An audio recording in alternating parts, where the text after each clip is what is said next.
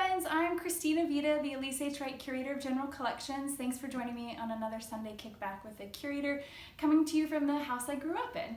So today I wanted to talk to you about Richmond in the 1940s, but to do that we have to understand what happened in the 1930s. So the Richmond population wasn't growing quite as quickly in the 1930s, but there still was industrial development in the area, and also folks were moving out of the urban core into the counties.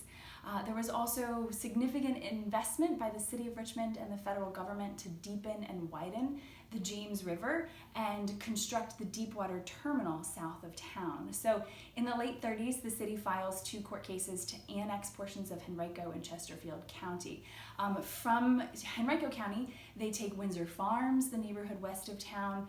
They take most of Carytown. They annex the University of Richmond, or most of it, and the surrounding neighborhoods.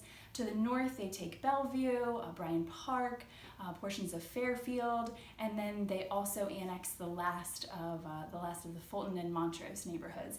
And then south of town, from Chesterfield County, in a separate court case, they annex the land along the James River down to the deepwater terminal.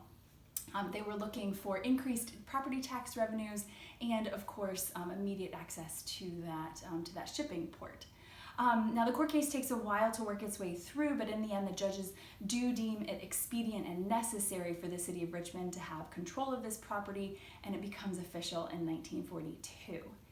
In 1948, a few years later, the town of Colonial Heights, which had been part of Chesterfield County since 1926, decides to break off and become its own city in 1948.